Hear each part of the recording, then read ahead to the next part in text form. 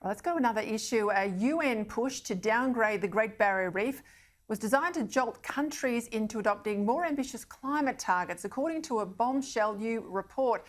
It's been revealed that the campaign to list the reef as in danger was not masterminded by Beijing, as originally suspected, but by a posse of European bureaucrats and international green groups committed to climate goals far beyond the Paris Agreement. For more on this, I'm joined from Coffs Harbour in New South Wales by the Environment Editor at the Australian newspaper, Lloyd.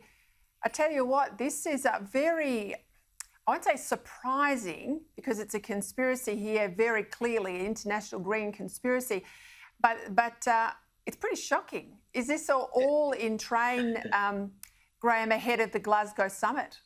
This is all part of the Glasgow summit, and it's really part of an organised push to try and focus people on trying harder and doing more.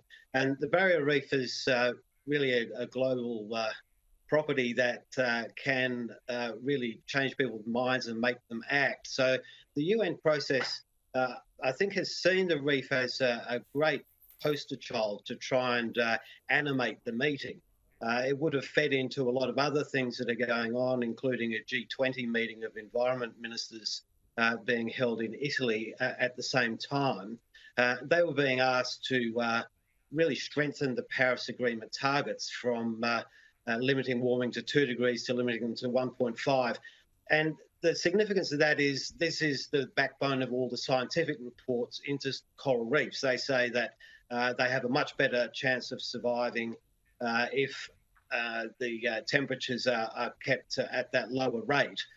So I think if you stand back and look at what's been going on, obviously the people who are concerned about the reef think that no actions are too great, and they've sort of worked with UNESCO and others to try and formulate a bit of a strategic plan coming into the Glasgow meeting. But what they forgot to do was really include the Australian government in on negotiations, and they've felt that they were hijacked in the process. And they've been able to argue very successfully with the members of the World Heritage Committee that, look, they've been blindsided, and if it can happen to us, it can happen to anyone. And they got a pretty sympathetic hearing at the end of the day, which is quite heartening. Yeah, it feels like a huge setup to me. I mean, we know that they have not come out to visit the reef since the last time when I was in Canberra, 2015, in and around that time. Hundreds of millions of dollars have been put into reef protection programs from the Commonwealth Government. Susan Lee, how critical was she? I mean, she flew to Europe in recent weeks and took them on over this issue. Is she a big part in turning the minds? Well, certainly there was a huge diplomatic effort. And Australia has argued its position diplomatically very strongly over a period of a decade on this issue. And so I think going out there and really putting before the members of the World Heritage Committee what had happened was crucial to the decision being put off for at least another 2 years. And the thing that was recognised by the other members of the committee was Australia has put forward plans and agreed to spend $3 billion to try and rectify the stresses that are on the Great Barrier Reef. And the view was that needs to be recognised. The view from the other side is that this isn't a punishment. This is a way to make the world act, and therefore it's in Australia's interest to get everybody on board.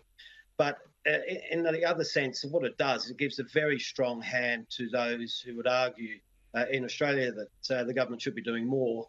And it's probably true to say that the government will never be able to do enough to satisfy them. So if it had have gone through an endangered listing, it would have been a very significant problem for the government going forward.